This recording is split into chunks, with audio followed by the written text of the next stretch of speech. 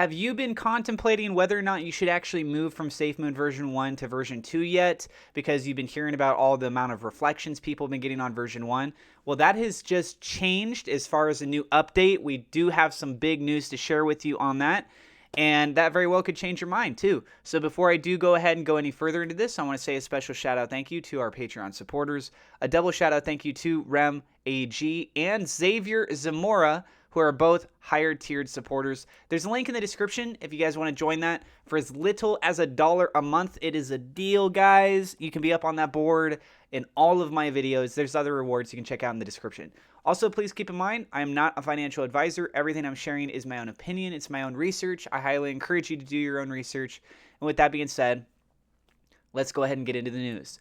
SafeMoon version 1 now has a 2% transaction fee tax. Okay, it was 10%.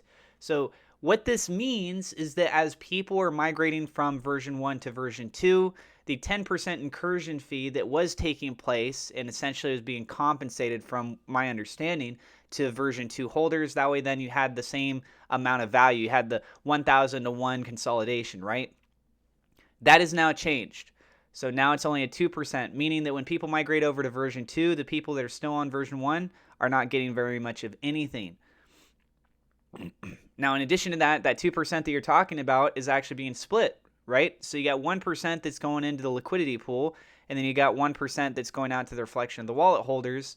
And of that 1%, only a portion of that is actually going to go to you, because remember, there's everyone fighting for that 1%. So it's a very minimal amount. Sure, you are still getting reflections on version 1. They haven't stopped that yet. Maybe they will stop it. Personally, I hope that they do. Personally, I hope they stop supporting version 1 here in the very near future. I would love to see it within 2 weeks. I think that's enough time for sure. Notify everyone on Facebook, Twitter, YouTube, Reddit, all the social media stuff. People are going to keep talking about it. We just keep reinforcing the idea and putting it out there, right?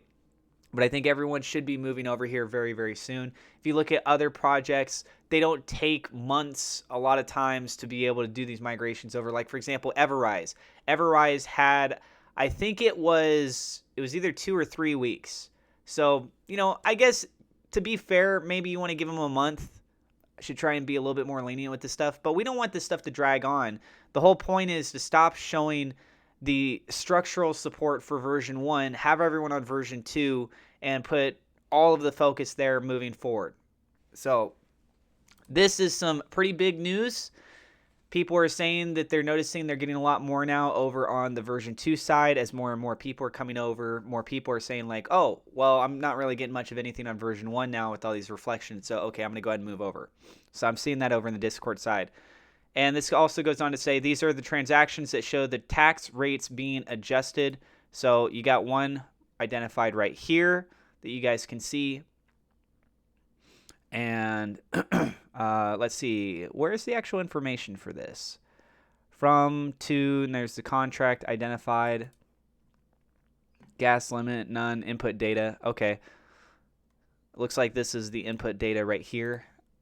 And then the second one, I'm not a big coder guy, so I'm trying to pull this up in case you guys wanted to see. And here's the other one, set liquidity fee percent, and then it shows that it's been identified as a little bit of a difference thing. Okay. Yeah, so that's the gist of this. Excuse me. That's the gist of this video that I wanted to cover for you guys. Transaction fee has changed. From version 1, it was 10% transaction fee. They dropped it down to 2%. Glad that they did. Now more people are feeling incentivized to actually moving over to version 2 so we can move forward.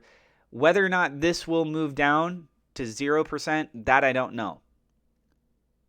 I don't know if they're going to do that.